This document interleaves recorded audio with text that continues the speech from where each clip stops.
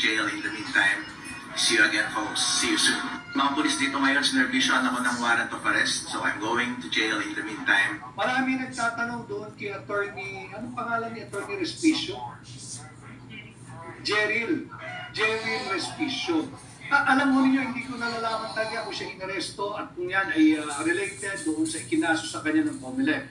But again, ang aking personal na pananaw, hindi po siya dapat kinasuhan ng unlawful utterance sapagkat malinaw po, dalawa ang pwede niyang gawing sandigan, yung Article 3, Section 4, na sinasabi nga meron tayong karapatan, yung freedom of speech and of expression. Meron siyang karapatang magsalita at magpahayag, lalo na yung mga bagay na ang usapin ay may kinalaman at magkakaroon ng epekto o impact sa kinabukasan natin mga Pilipino.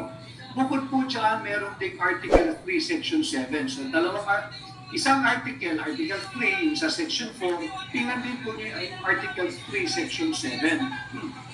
Nakalagay po dyan, yung the right of people to information on all matters of public concern shall be recognized. So, malinaw dyan ha, the right of the people to information on matters of public concern shall be recognized. Public concern po yun eh.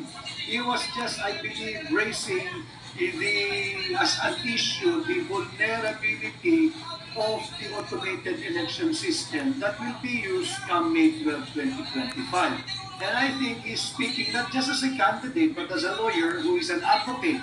And I think he's advocating for a free, transparent, credible, and accurate election pagdating po ng May 12. So wala pong masama sa kanyang ginawa. Kung titingnan po ninyo, yung article, yung section 1 po ng RA 9369, malinaw din. What is up, yo guys? Ito mga pala si Makmak Dani at welcome to my trading channel. Po doon, nakasaad po doon eh. Yung sa Declaration of Policy, ang policy po ng RA 9369, ito po yung batas ng automated election system. Malinaw po roon na polisiya ng state na magkaroon ng isang peaceful, credible, accurate, and informed election. Yun po ang batayan nila, kinakailangan peaceful, kinakailangan credible, and informed election. Paano po tayo magkakaroon ng credible and informed election kung ang ating mga electorate ay hindi natin bibigyan ng information? So dapat po balansihin yun eh. Yung Article 154 at yung karapatan nitong ni Attorney Respicio under Article 3, Sections 4 and 7 respectively. Kay Michael Suan Lopez, number 56, Solid Duterte Team, Attorney Vic, thank you. Kay Ken Ramos Belleza, ano po ang masasabi niyo sa sinabi ni Justice Antonio Pico Jr. na mag-request ang PhilHealth sa Pangulo na ibalik sa kanila ang 60 billion? At kay Roger Pio Senas, Attorney Vic, for watching here from City Hall.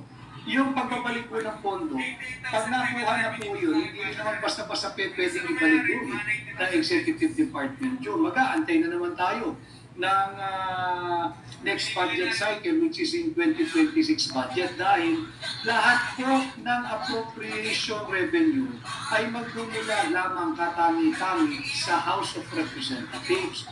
Wala pong kapangyarihan ang judiciary, wala pong kapangyarihan ang Executive Department na mag-appropriate o magpanukala o maggawa ng isang appropriation bill o revenue bill. Tanging Kongreso lamang. So, tingnan natin, mahirap natin pangunahan ang magiging desisyon ng Korte Suprema sa kasong ito.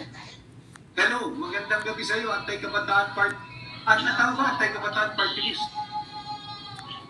Attorney, natutuwa lang kasi ako sa sinasabi nila na kiniklaim daw yung Palawan. Bakit nila kiniklaim yung Palawan kung territory ng Pilipinas yun? Sino nagkiklaim? Yung sinasabi nila China daw, bakit i-claim ng China yung Palawan? Masalimuto talaga yung usapin ng South China Sea. Ang sinasabi nga dyan, although sinabi na ng UNCLOS, sorry,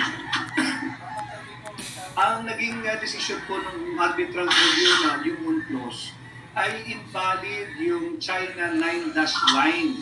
Hindi daw po valid yan at marami rin naging violation o transgressions ang bansang China pagdating sa Philippines Exclusive Economic Zone. Pero hindi po na-desisyonan yung ating kiskisan o di pagkakaunawaan o yung issue ng angkinan ng teritoryo dyan sa South China Sea dahil wala pong authority, walang jurisdiction at walang kapangyarihan ang UNCLOS na magdesisyon pagdating po sa soberanya o sa teritoryo. Yan po yung istorya dyan. Parang sinasabi po nyo, pinawalang visa po ng UNCLOS, sinabi ng UNCLOS, invalid yung China 9 line rule. Invalid po yan. Bukas pa lamang yung preliminary conference at yung mga abogado ay naghahanda para sa oral argument ng April 1. But thank you for your knowledge and interest sa kaso nito, Gab. Ipagpatuloy mo dahil ang usaping budget ay pera nating mga Pilipino. At bago tayo magpunta kay Kuya Bay, pakita ko lang po ito kasi ang daming nangyayari. Kagaya po yung nasa Manila Times po, nakita ko yung nagpadala sa akin, yung isang sulat dito. I-discurso din po natin ito, dalawang bagay. Marami nakabinbin ng pamahalaan. Sinulat po ng Manila Times na yung bata po na nakidnap was not rescued. The teen was not rescued. Ito po yung title niya. Apparently, nagkakaiba-iba po yung storya. Pinalabas na ito ay na-rescue produkto ng isang hot pursuit operation ng mga operatiba ng PNP, particular ang anti-kidnapping group.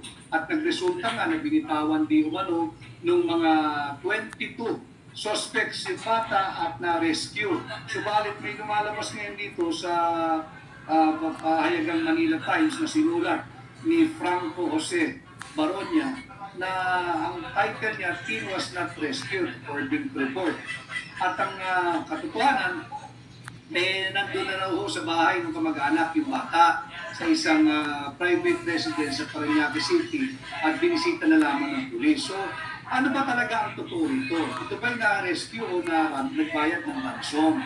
Itong batang kinidnap. Importante, again, in the spirit of transparency and accountability. And na-identify ho nila with specificity. 22 suspects di umano. Hanggang ngayon, yung 22 may isa walang nahuli. Akala ko ba may hot pursuit at natukoy na at masusukol na kaya pinitawan yung batang kinidnap. Kung ganun ang sitwasyon, ano nangyari sa hot pursuit? This was February 26 po yata eh. Today is already March 4 or almost 1 week after, wala nang hot pursuit.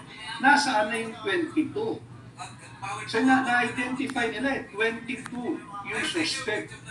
Paano mo na lamang 22 yung suspects? Hanggang ngayon wala kang maipresenta kahit isa. So ito po yung ating abangan, ito po yung ating bantayan. Maraming nakaabang kahapon, di ko alam ba't pinatuloy. Yung Senate hearing sanang gagawin tungkol dito. And I think just today ay nanalify yung relief order ng hepe ng anti-kidnapping group.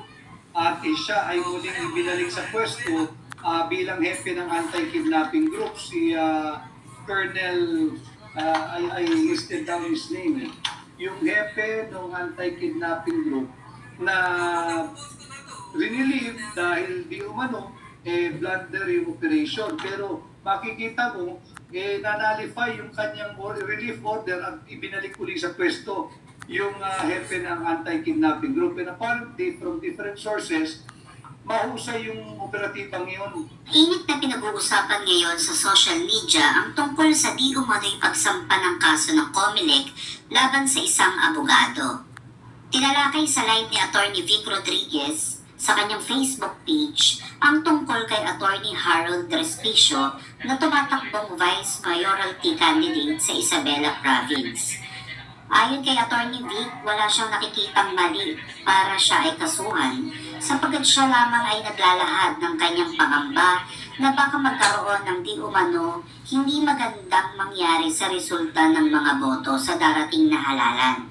Para sa kabuuan ng video, panoorin po natin at i-follow na din ang Facebook page ni Atty. Vic Rodriguez upang malaman po natin ang mga napapanahong balita sa ating bansa. At huwag din po natin kalimutang suportahan at iboto sa darating na May 2025 election si Attorney Vic, number 56 sa balota, dahil posible po ang pagbabago.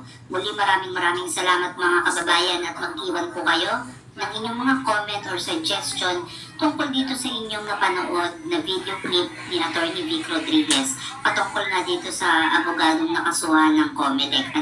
So ano ba yung sa tingin nyo yung naging hakbang ng Comelec laban dito sa isang abogado na naglalahad lamang ng kanyang saloobin o yung pangamba niya nga dito sa darating na eleksyon, no?